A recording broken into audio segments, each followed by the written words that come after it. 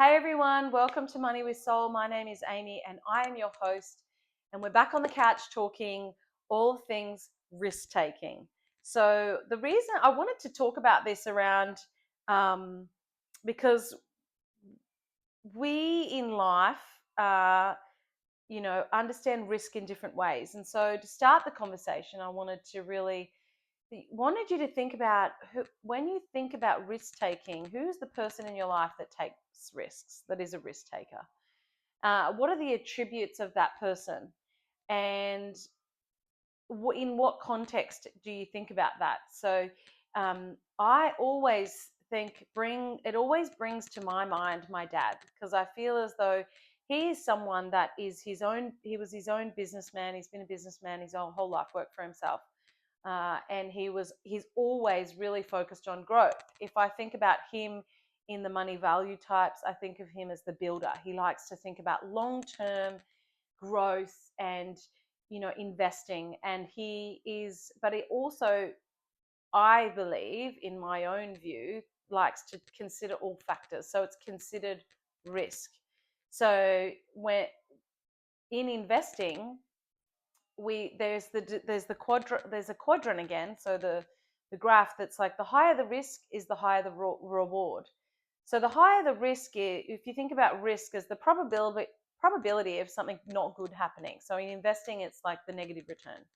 So the probability of a negative return when you're invested in high growth stocks or shares, or in that sort of asset class, the probability increases, but the growth is greater than if you take less risk and stay in something more defensive. So when we think about risk taking in our life and in our finances, it's really important to understand what appetite we have for taking risks, but also that if we are not taking risk, what we perceive as risk, there also might be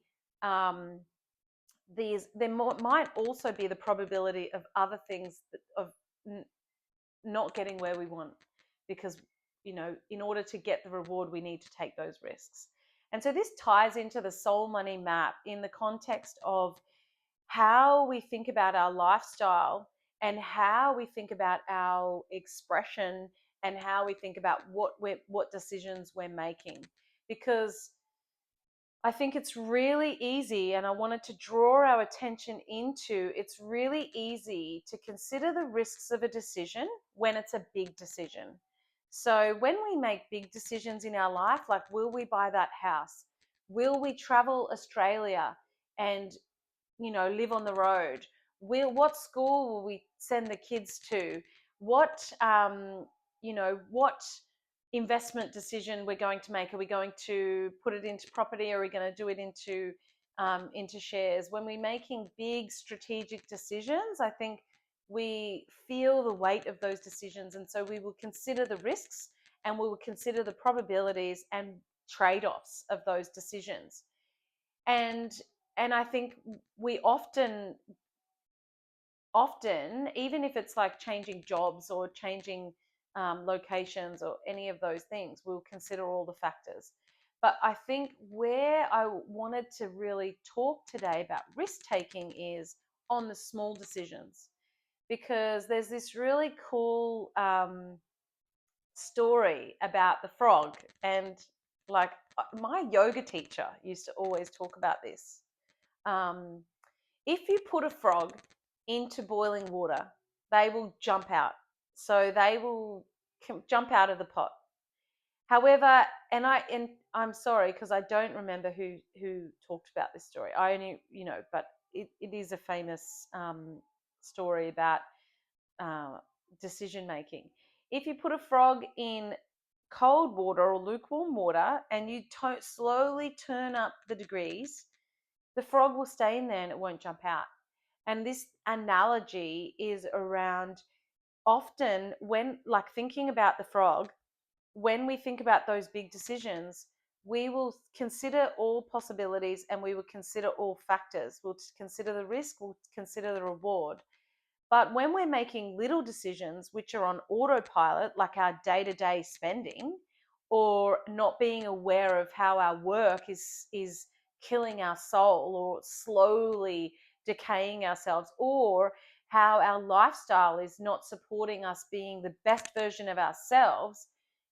The years, and actually my dad actually said this to me the other day, the days seem long and the years are quick. Those little decisions daily, we don't consider the risks of that contributing to what our lifestyle looks like, where we end up in 2, 5, 10 years time. But these are the decisions that we in the Soul Money Map feel are so important, because we need to fine tune into what is the best version of ourselves.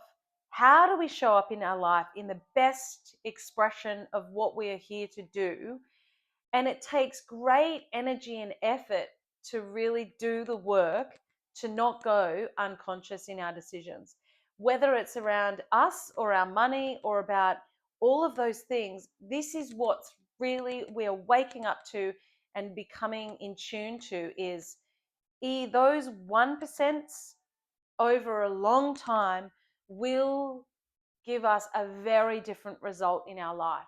And so when we weigh up the probability of achieving our goals without changing the state that we're in, the question is, what is the probability that you will get to where you really are called to be by being in the state that you are in today? And if the answer is yes, I'm showing up, often I'm showing up every day, and I am tuning into who I see as the best version of myself, and I tune into that and I embody that and I make decisions from that place, then that is amazing. And I think that that is a really, Joe Dispenza talks about this. 5% of our decisions are made with the conscious mind. 95% of what we do is driven by that unconscious, subconscious autopilot. And so if you feel that you're going to change your life with that conscious mind, you it's not going to happen. So that's like the New Year's resolutions, going to the gym to get fit, and by week 2, and literally this is what I saw in the gym, by week 2 the gym's empty again, or week 3, maybe that's a bit tough, but we cannot make decisions. We have to put in the work to change the subconscious into a new way of being, so that the conscious and the subconscious and the life can start to reflect back to us that change in energy. And it just takes a lot of effort and awareness not to go unconscious.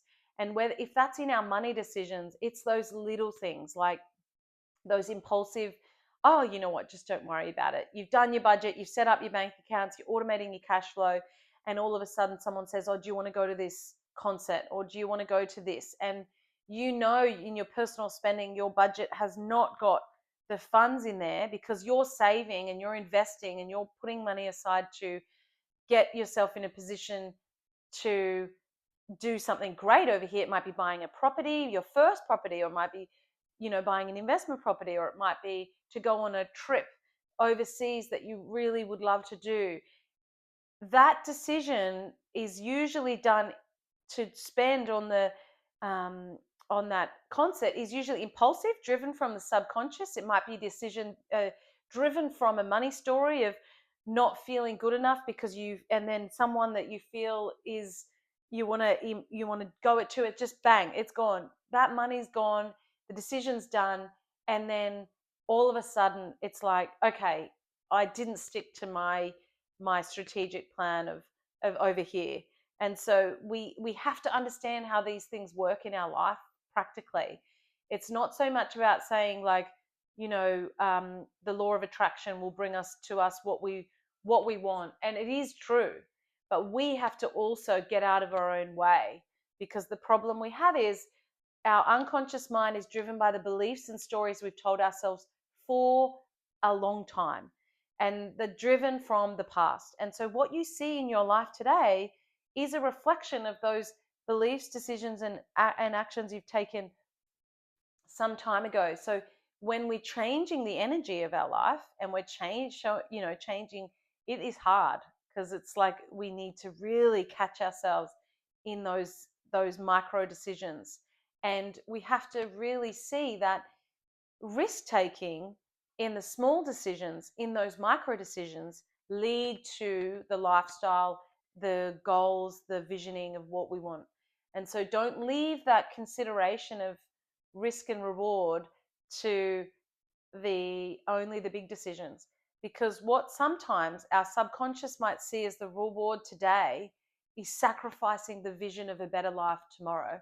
And as and that's what is so small but yet so big.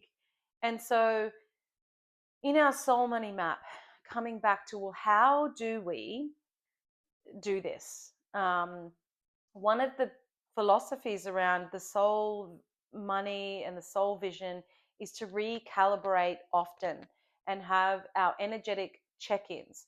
So when we think about wealth as being an energy in our life, and it's the energy in and energy out, and we have that, we can see that the energy is moving really, really well. So we've automated our cash flow, and we've got our sacred surplus, and we've got the vision. When we do the energetic check-ins, we start to see, okay, where am I in alignment? Where am I not? Where am I being fulfilled and where am I not? Where am I being sabotaging and um, where am I in flow? And we can start to look at that.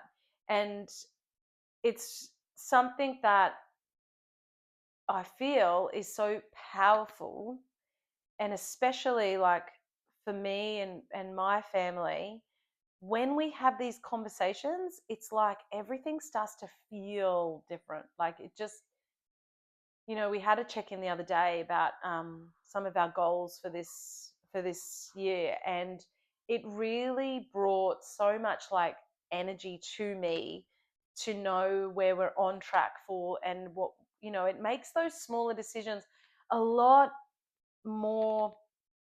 Those small short-term decisions are a lot easier if you know you're on track with this big goal. Like it shifts the focus away from short-term pleasure to, oh, we're actually here, we can feel this becoming more alive in our life. And so recalibrating often monthly, but also that's more of a financial, where are you in your asset position, your balance sheet, where are you in your budget and your soul flow, but also each day just checking into the energy of the best version of yourself.